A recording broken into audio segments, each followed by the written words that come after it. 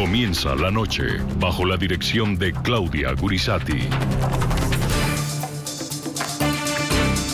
Buenas noches. La noche bajo la dirección de Claudia Gurisati enciende las luces para que usted vea el punto clave de la noticia. Soy Jefferson Beltrán. Bienvenidos. La noticia. Las marchas eran pacíficas y la respuesta del régimen fue violenta. Exigían democracia para su país y recibieron más represión. Sin embargo, hoy, y ante el evidente fracaso de las políticas del régimen chavista, nuevamente salieron a las calles para hacer las mismas reivindicaciones que exigían hace un año. Respeto por los derechos humanos, respeto a las libertades civiles y respeto por la democracia. Y nosotros desde hoy anunciamos que a partir del 12 de febrero se comienza la protesta pacífica en las calles y la lucha no violenta. No tenemos miedo y no tenemos miedo de dejar la sangre, el pecho por nuestro país. No le tenemos miedo a las balas, no le tenemos miedo a la dictadura porque vamos a luchar por Venezuela. Entre más atropellos, entre más arbitrariedades, la irreverencia sigue estando en la calle. 19 ciudades del país se mueven hoy. Hace 12 meses lo dijimos. Es necesario un cambio político en Venezuela y hoy lo reafirman las calles de Venezuela. El punto clave de la noticia. La escasez de alimentos, el crecimiento de la inflación, los altos índices de inseguridad y la reinante corrupción estatal persisten e incluso han empeorado en el último año en Venezuela. Pese a ello, el régimen chavista continúa aferrado al poder y la represión y la persecución a las voces disidentes sigue siendo su principal arma de intimidación. La censura a la prensa también persiste y nuestro canal, que hace un año era el único que transmitía los violentos métodos con los que el régimen reprimió las protestas, continúa censurado en todo el territorio venezolano. Yo quiero hacer aquí una referencia especial a todos los medios de comunicación y en particular a uno que hoy, hace un año, fue arbitrariamente sacado del aire en Venezuela, que es NTN 24. No hay un solo medio de comunicación público y del Estado que no sufra la censura. Medios nacionales, medios internacionales. Yo sé lo que los periodistas viven, lo que han llegado a hacer incluso amenazando a sus familias. El punto clave de la noticia, la impunidad en la que permanece la muerte violenta de 43 personas que perdieron la vida durante las protestas pacíficas que iniciaron hace un año en Venezuela y que el régimen de Nicolás Maduro reprimió con violencia. Las protestas de hoy exigieron también justicia frente a estos casos y la libertad de cerca de 60 estudiantes y opositores que, como Leopoldo López, están en prisión solo por haber apoyado y participado de las protestas.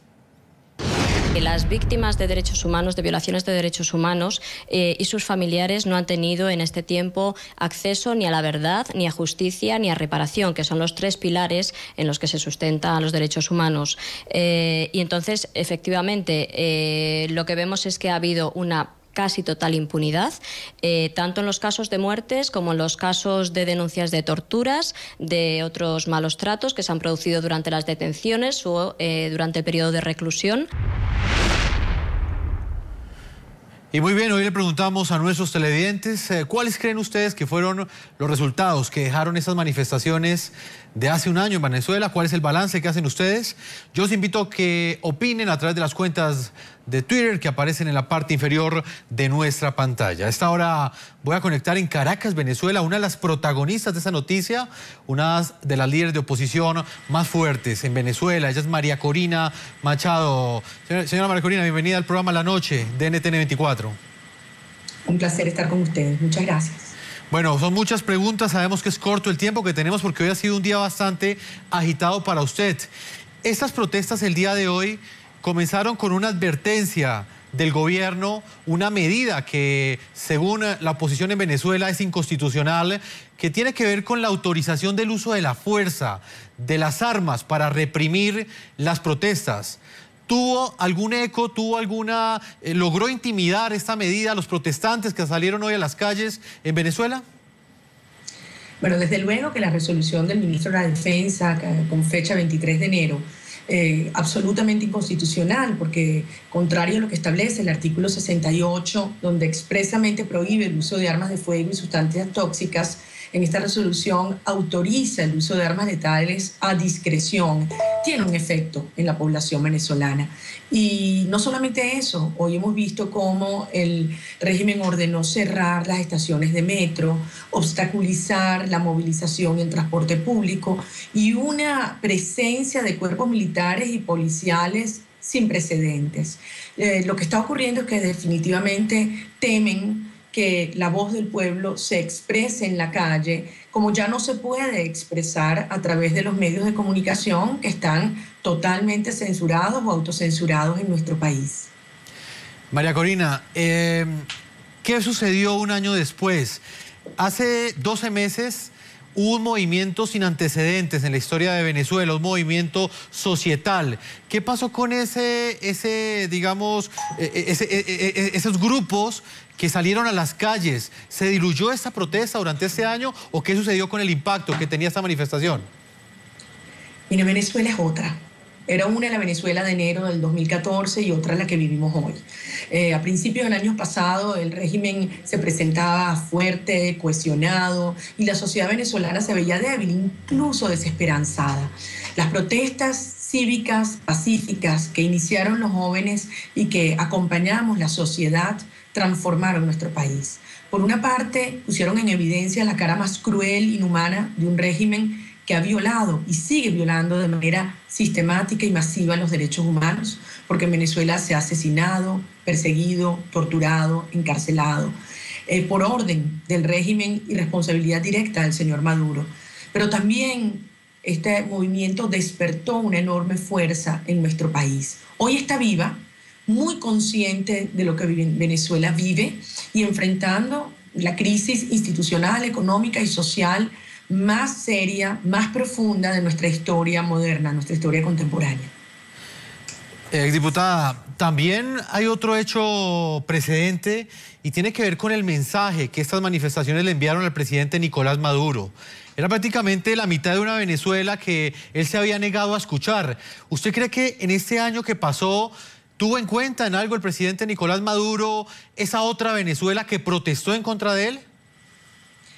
No le quedó más remedio porque no es media Venezuela. Hoy en día estamos hablando más de un 80% del país que clama por un cambio profundo, por razones muy amplias y diversas. Desde luego, la violación de los derechos y la forma como han sido conculcadas nuestras libertades, pero también lo que significa hoy el deterioro en la calidad de vida de los venezolanos. Pensar que hemos vivido los 10 años de la bonanza petrolera más grande de nuestra historia y que hoy el sueldo mínimo de un venezolano es menos de $1 diario, que para poder simplemente alimentar a la familia se necesitan 3 o 4 salarios mínimos, que la escasez está llegando a unos niveles en los cuales las familias están dedicadas simplemente a sobrevivir de cola en cola, que nos vemos una crisis del sector salud, de la salud pública, que ha alarmado a doctores, a médicos, a enfermeras, a directivos de clínicas. Incluso el régimen llegó a detener al presidente de la Asociación de Clínicas Privadas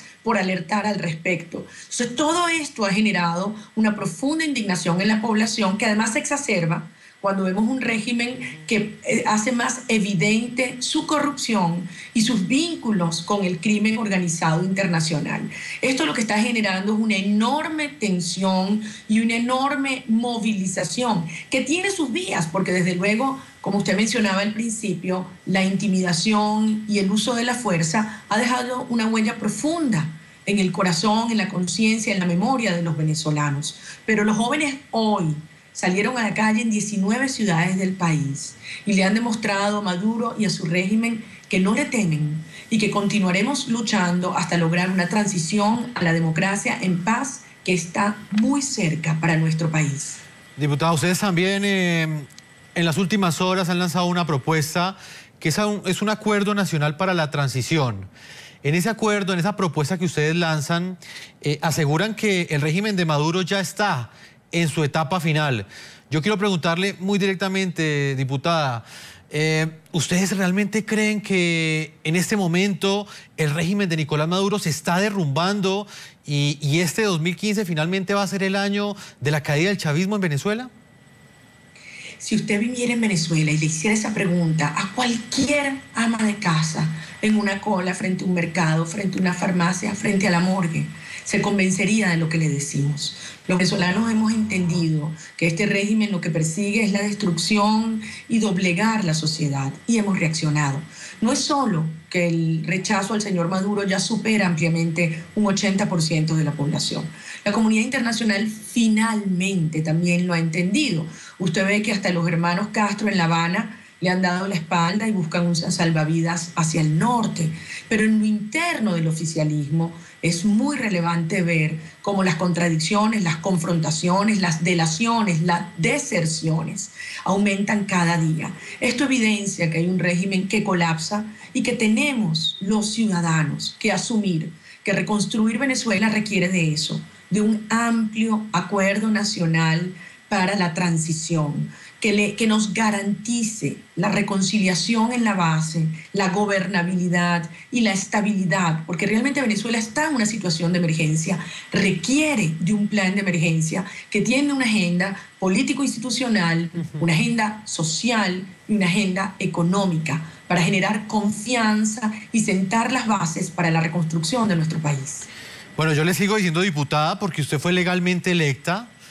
Y en el último año, exacto, fue prácticamente destituida dentro de ese marco legal que ha creado el chavismo en Venezuela. Diputada, ¿cómo cree usted que entonces que pese a ese descontento social, pese a que escasean los alimentos en las estanterías de los supermercados, pese a que la corrupción persiste y cada vez es más evidente en Venezuela, ¿por qué aún así el presidente Nicolás Maduro se mantiene en el poder? ¿Qué sucede con los venezolanos? O sea, ¿por qué esa otra Venezuela no ha salido a las calles? Fíjese, hay que pensar más bien todo lo que este régimen logró acumular y a pesar de eso, cómo no logró doblegarnos. Todo el dinero del mundo. Controlaron PDVSA y el barril de petróleo pasó de $8 cuando llegó Chávez a más de 150 que estuvo hace unos años. Controlaron todos los poderes públicos, implantaron una hegemonía comunicacional, infiltraron las Fuerzas Armadas, aterrorizando también e incluso buscando corromper y cooptar muchos de estos espacios para neutralizarlas. Y además lograron obtener, yo no quiero decir indiferencia, porque incluso va más allá, hasta complicidad de los gobiernos democráticos del mundo. A pesar de todo esto, el régimen no logró doblegar a la población venezolana. Y hoy estamos ante la inminencia de una transición a la democracia, gracias a la fuerza, a la convicción y al amor a Venezuela que han demostrado todos los ciudadanos, muy especialmente los más jóvenes. Por eso yo me siento profundamente honrada, profundamente orgullosa de los venezolanos de hoy, los que luchamos aquí y los que lo hacen alrededor del mundo, porque donde hay un venezolano está viva esa lucha. Y yo además quiero extender este orgullo de agradecimiento a los pueblos de América Latina, porque nos han manifestado su respaldo y su apoyo, incluso muchos de sus líderes. Recientemente tuvimos la visita de 3 expresidentes.